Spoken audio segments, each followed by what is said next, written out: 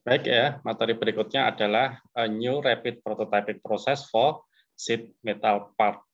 Ya, jadi bagaimana menggunakan rapid prototyping process tapi untuk pembentukan plat ya atau sheet metal forming.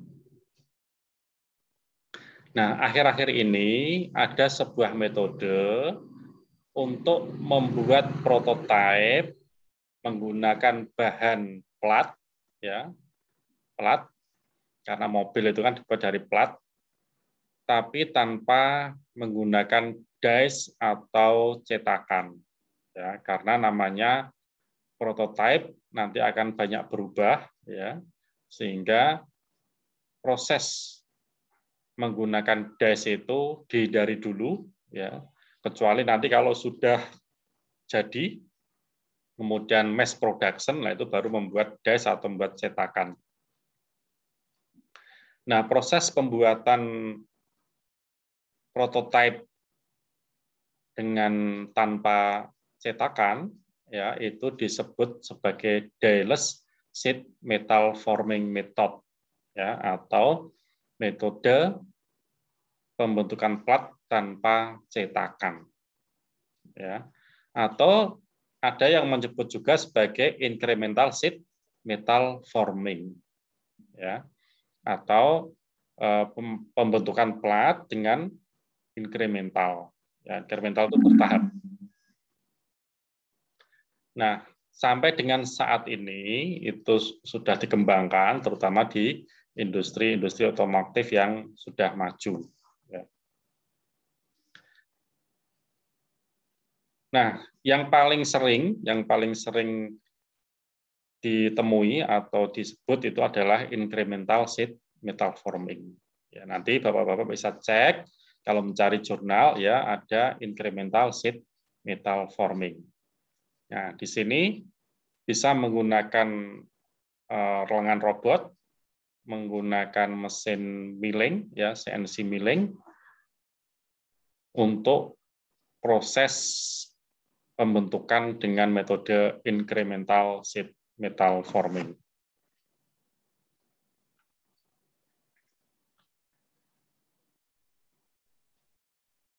Nah, beberapa metode incremental sheet metal forming ini telah dikembangkan.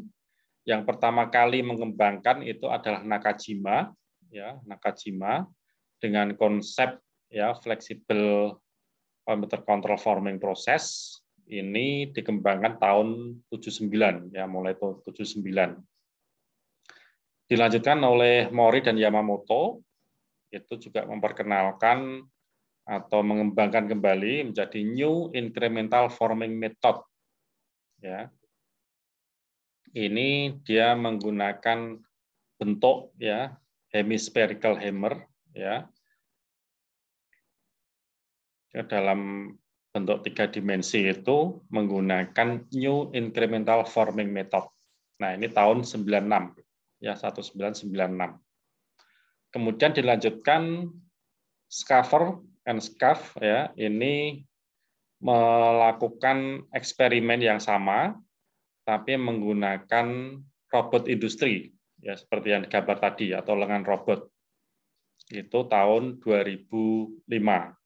Nah, itu yang dia menggunakan robot. Nah, pada penelitiannya Amino dan Rowe ini 2001, ini juga melakukan desain ya dengan CNC ya. Dia melakukan incremental sheet metal forming system ya seperti yang digambar itu. Ya, meja ini bisa bergerak ke X, Y ya, arah X dan Y karena dia menggunakan CNC. Ya, kemudian pahat ini bergerak ke arah Z. Ya, kemudian ini yang biru ini diklem platnya, ya, diklem panjang tepinya. Kemudian ini adalah guide position. Ini untuk mengguide-nya ini karena bisa naik turun atau posisinya disesuaikan. Kemudian di bawahnya ada fixture. Ya, ini juga yang naik nanti menekan pada bagian tengahnya. Nah, kalau yang menggunakan lengan robot tadi seperti ini, ya ini platnya diklem, ini sudah dibentuk melingkar tengahnya, kemudian ditekan, ya secara inkremental atau bertahap, ya, satu bagian sampai membentuk hemispherical seperti ini. Nah, kalau kita ilustrasikan seperti ini, ya, yang A ini tanpa support atau tanpa penyangga, dia nekan dari atas, ya, dari atas. Ini diklem, ini blank atau plat masih rata, kemudian di pahatnya nekan pelan-pelan, ya satu bagian sampai akhir seperti ini, ya sampai akhir seperti ini. Nah, sedangkan yang dengan support atau penyangga, ya sama pahatnya dia nekan di ujung sini, ujung penyangga, kemudian penyangganya naik atau klemnya ini yang turun, ya panjang sama mengikuti, ya sampai selesai. Nah, hasilnya lebih bagus mana itu ada di jurnal-jurnal. Ya, perbandingan antara yang menggunakan support dengan yang tidak menggunakan support.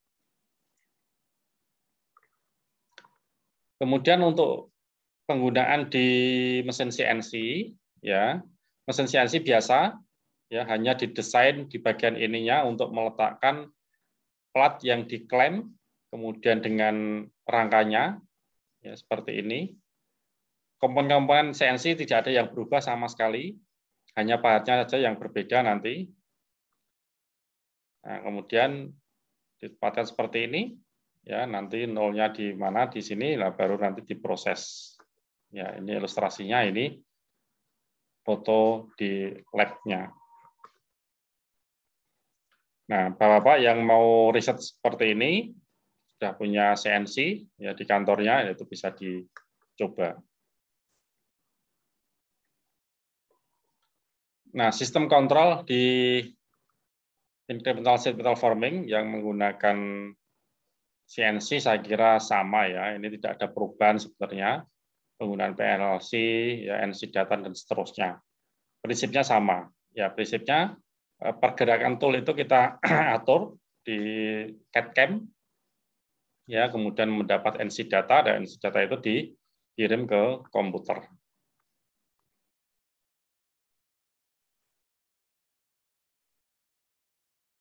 Nah, ini misalnya ya punch pad generation. Jadi bagaimana kita membuat kode G, ya kode G untuk bentuk seperti ini, ya ini R30, ini LL berarti bersama panjangnya nanti ke arah Z menggunakan incremental sheet metal forming. Nah, Z-nya ini bergerak ke bawah. Nah, ini adalah pahat yang dipakai. Jadi pahatnya biasa saja, hanya ujungnya bulat, ya karena dia tidak melakukan pemakanan, tapi hanya menekan, ya menekan pada material. Ya, kalau kita gambarkan seolah-olah kalau kita menekan plastik ya pakai jari gitu, nah nanti hasilnya seperti itu. Ya, jangan sampai sobek atau berlubang. Nah, itu juga sama, maka hasil yang diperoleh nanti pada plat itu akan lebih tipis ya dari aslinya. Ini pun sama, ada beberapa bagian, ini misalnya ada yang besar, ada yang kecil, ya, nanti seperti pahat di CNC begitu. Jadi kalau detailnya ada yang kecil-kecil, gunakan yang kecil. Nah, ini adalah contoh pad generation atau simulasi yang dilakukan. Ini menggunakan software CATIA. Ya, contoh misalnya ini gerakan yang step 1 itu gambarnya. Ya, kemudian step 2 ini adalah toolpad-nya atau pergerakan dari pahat. Ya, kemudian step 3 ini kontur, ya konturnya. 1 kali jalan, kemudian seterusnya. Nah, step 4 ini simulasi keseluruhan.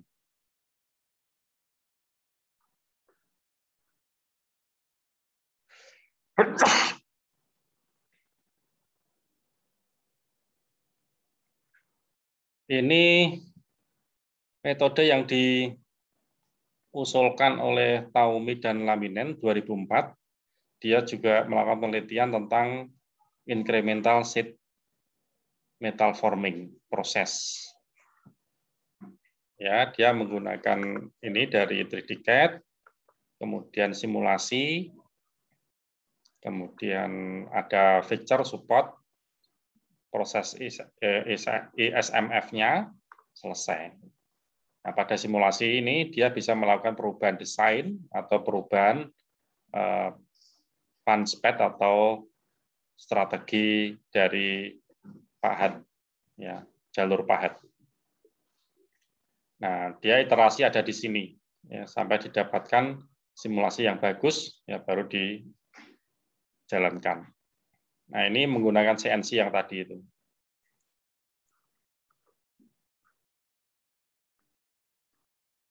Nah, kemudian untuk mendapatkan hasil, ya, hasil pembentukan, ya, dengan penggunaan energi yang minim. Jadi penggunaan incremental punching proses itu dapat dideskripsikan sebagai berikut, bahwa plat, ya, plat ini diklem pada setiap ujungnya, ya, setiap ujungnya, kemudian dilakukan penekanan, ya, penekanan menggunakan pahat, ya, menggunakan pahat. Nah, pada saat ditekan, bentuk plat itu akan mengikuti bentuk ujung dari pahat. Ya, secara teori begitu. Tanpa memperhitungkan faktor elastisitas material. Nah, sehingga kalau kita lihat, ya, misalnya profilnya seperti ini punch-nya kalau digerakkan sampai sini, ya, harusnya seperti yang geometric profil seperti ini, ya. Tapi yang terjadi adalah seperti yang garis putus-putusnya ini. Nah, seperti itu. Nah, padahal kalau seperti ini nanti pahat ini diambil, kemungkinan dia akan kembali. Ya, jadi misalnya yang diharapkan seperti ini, tapi nanti dia bisa kembali misalnya seperti ini. Ya.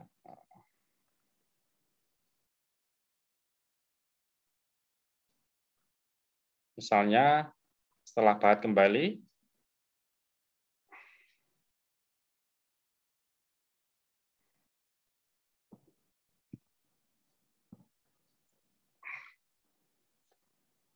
ini yang terjadi, plat akan kembali seperti misalnya seperti ini.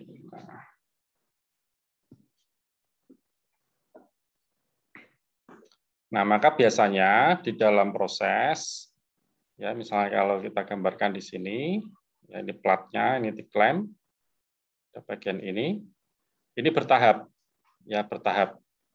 Jadi misalnya bertahap, tahap pertama seperti ini, ya, kemudian ditekan lagi tahap kedua, tahap ketiga, dan seterusnya sampai akhir. Nah, itu tidak sekali langsung ditekan seperti maksimal, ya, sampai jarak yang maksimal. Itu bisa mengakibatkan plat sobek, ya, atau berlubang.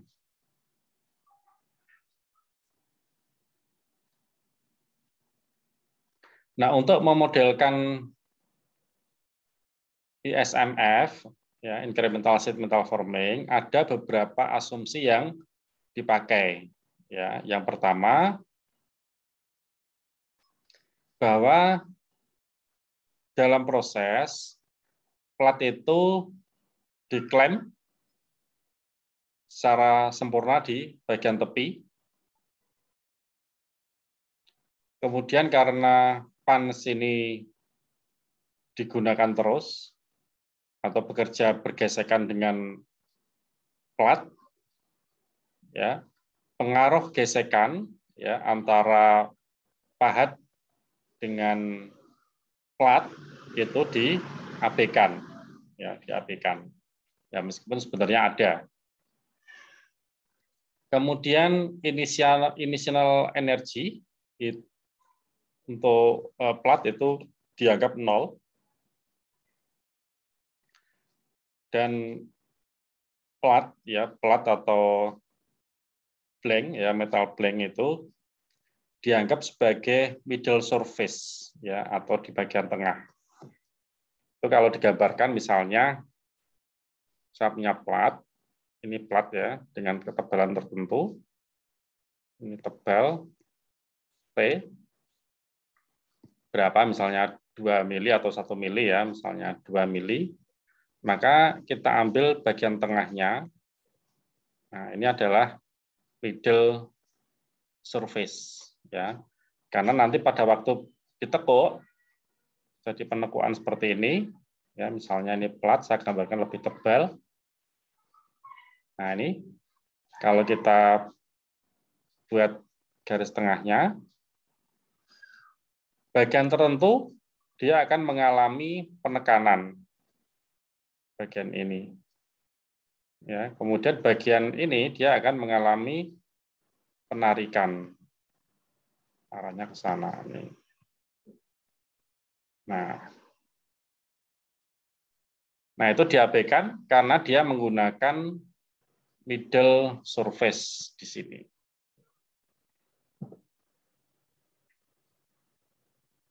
Kemudian efek dinamik pada pahat itu diabaikan.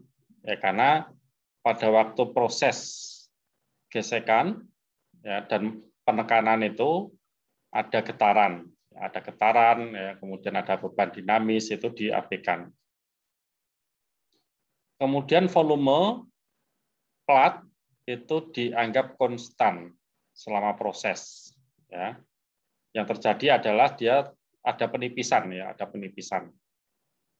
Tapi volumenya konstan karena tidak ada pengurangan. Kemudian material atau plat itu dianggap tidak terjadi fracture atau sobek ya selama proses.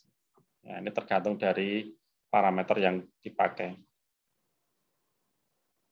Nah, itu untuk sheet metal forming dengan rapid prototyping. Nah, ini contohnya, misalnya seperti ini hasilnya. Ini pembuatan atau pembentukan plat, tapi tanpa cetakan atau tanpa des. Ya. Atau ada juga yang menggunakan cetakan, tapi hanya sebagian saja, dan itu hanya sebagai support atau penyangga, ya, atau sebagai mal. Nah, kemudian bagian atasnya itu dilakukan oleh pahat. Dilakukan oleh pahat. Ya, itu yang bisa saya sampaikan. Kalau ada pertanyaan silahkan. Pak, itu apa tidak ada kemungkinan